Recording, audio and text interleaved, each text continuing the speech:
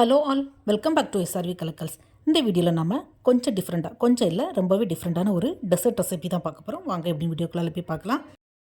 அதுக்கு முன்னாடி நீங்கள் இப்போ தான் ஃபஸ்ட் டைம் நம்ம சேனலில் பார்க்குறீங்கன்னா ப்ளீஸ் சப்ஸ்கிரைப் பண்ணி வச்சுக்கோங்க. அப்போ தான் நான் போடுற வீடியோஸ் எல்லாமே மிஸ் ஆகாமல் உடனே உங்களுக்கு நோட்டிஃபிகேஷனில் வரும். நான் இந்த டெசர்ட் பண்ணுறதுக்கு ஒரே ஒரு நேந்திரம் பழமும் ஒரு கைப்பிடி அளவுக்கு வெர்மிசெல்லி சேமியாவும் எடுத்துருக்கிறேன். சேமியா வறுத்தது வறுக்காட்டது எதுவாக இருந்தாலும் பரவாயில்ல. ஆக்சுவலாக இது ஒரு கேரளா ரெசிபியாகும், ரொம்பவே நல்லாயிருக்கும். ஸோ நீங்களும் வீட்டில் கண்டிப்பாக ட்ரை பண்ணி பாருங்கள். ஃபஸ்ட்டு வாழைப்பழத்தை இந்த மாதிரி துண்டு துண்டாக பீஸ் போட்டு எடுத்துக்கலாம். அப்புறமா அந்த வாழைப்பழத்தை அப்படியே ஒரு பிளெண்டரில் இருந்து மிக்ஸி ஜாரில் சேர்த்து கொஞ்சமாக பால் ஊற்றி, அதாவது ஒரு வாழைப்பழத்துக்கு எவ்வளோ பால் தேவையோ அந்த அளவுக்கு பால் ஊற்றி நல்லா ஃபைன் பேஸ்ட்டு அரைச்சி எடுத்துக்கலாம். அப்புறமா கேஸ் ஸ்டவ்வில் ஒரு கடாய் வச்சு அதில் கொஞ்சமாக கீ ஆட் பண்ணிக்கலாம். இதில் நம்ம அரைச்சி வச்சுருந்த வாழைப்பழத்தை சேர்த்து நல்லா வதக்கி விடணும்.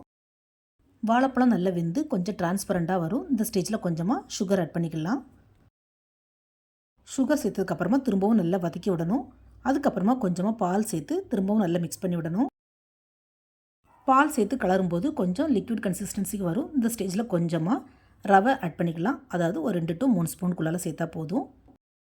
இந்த ரவை ஜஸ்ட் பைண்டிங் தான், ஸோ கொஞ்சம் ஆட் பண்ணாலே போதும். நம்ம சேர்த்த பால்லேயே இந்த ரவை நல்லா வெந்துடும்.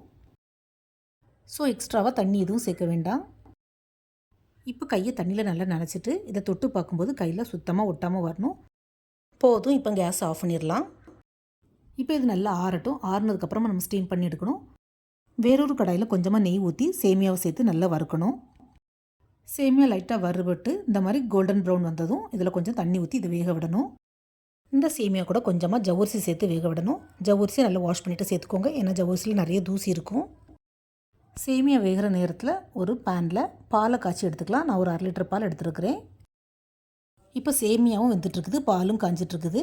நம்ம ஆல்ரெடி ரெடி பண்ணி வச்சுருந்த வாழைப்பழம் நல்லா ஆறிடுச்சு. அதை இப்போ ஸ்டீம் பண்ணி எடுத்துக்கலாம்.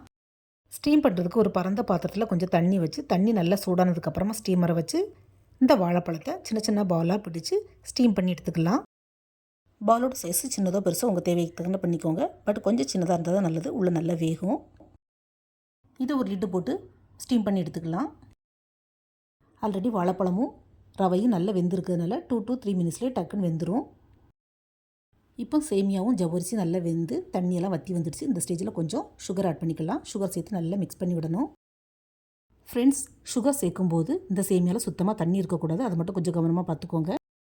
ஸ்டீமரில் வச்ச வாழைப்பழமும் நல்லா வெந்துடுச்சு. ரொம்ப சூடாக இருக்கும், சாஃப்டாகவும் இருக்கும். ஸோ சூடு ஆறுனதுக்கப்புறமா நம்ம இதை எடுத்துக்கலாம். அப்படியே இருக்கட்டும். நாம் போட்டு சுகர் சேமியாவோடு சேர்ந்து நல்லா வறண்டு வரணும். இந்த ஸ்டேஜில் கொஞ்சமாக ஏலக்காய் கிராம்பு பொடிச்சு சேர்த்துக்கலாம். நான் ஆல்ரெடி பொடிச்சு வச்சுருக்கிறேன், அதை தான் சேர்த்துக்கிறேன். ஏலக்காய் கிராம்பு பொடி சேர்த்து நல்லா மிக்ஸ் பண்ணி விட்டுட்டு நம்ம காய்ச்சி ஆற வச்சுருக்கிற பாலை இதில் சேர்த்து மிக்ஸ் பண்ணிக்கலாம். கொஞ்சம் கொஞ்சமாக ஆட் பண்ணிக்கலாம். பாலையும் சேர்த்து நல்லா மிக்ஸ் பண்ணி விட்டதுக்கப்புறமா லைட்டாக கொதி வரும். இந்த ஸ்டேஜில் நம்ம ஆற வச்சுருக்கிற வாழைப்பழ பால்ஸ் எடுத்து இதில் சேர்த்துக்கலாம். பாருங்கள், இந்த வாழைப்பழ பால்ஸ் கொஞ்சம் கூட ஒட்டாமல் சூப்பராக வெந்திருக்குது. இந்த வாழைப்பழ உருண்டைகளை சேர்த்து லைட்டாக ஒரு பரட்டி விட்டால் போதும். கரண்டி போட்டு நிறைய நேரம் கிளற வேண்டாம், உடஞ்சி போகும். கடைசியாக கொஞ்சம் கேஷ்யூவும் கிஸ்மிஸும் நெய்யில் வறுத்து ஆட் பண்ணிக்கலாம். லைட்டாக வார்மாக இருக்கும்போது இந்த டெசர்ட் சாப்பிட்றதுக்கு அவ்வளோ டேஸ்ட்டாக இருக்கும்.